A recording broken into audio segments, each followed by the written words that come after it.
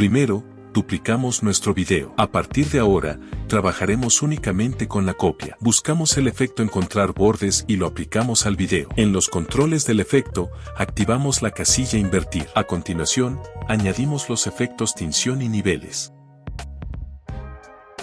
En este último, realizaremos las modificaciones necesarias para que las líneas blancas adquieran forma. Luego, buscamos el efecto desenfoque gaussiano y lo aplicamos al video con el valor mostrado en pantalla.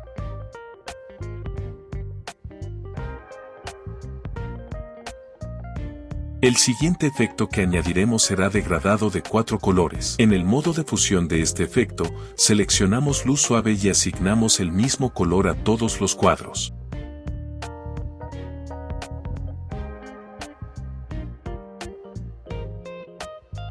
Después, aplicamos el efecto resplandor de VR. En los controles del efecto, configuramos el umbral de luminancia en 0. Duplicamos este efecto y ajustamos los valores indicados.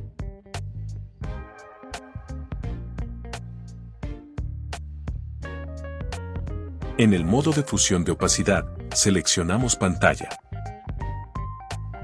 Por último, animamos el video. En mi caso, quiero que el efecto ocurra en el momento en que ambas personas alcen sus armas, por lo que dejaré solo ese fragmento del clip. Después de esto, crearemos fotogramas clave para la escala y la opacidad. Recuerden ubicarse al inicio del video antes de comenzar.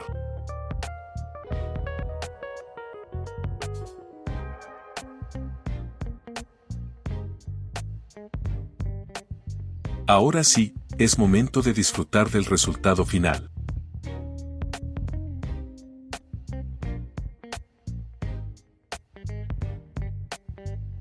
Dale me gusta y suscríbete, deja tus dudas y comparte.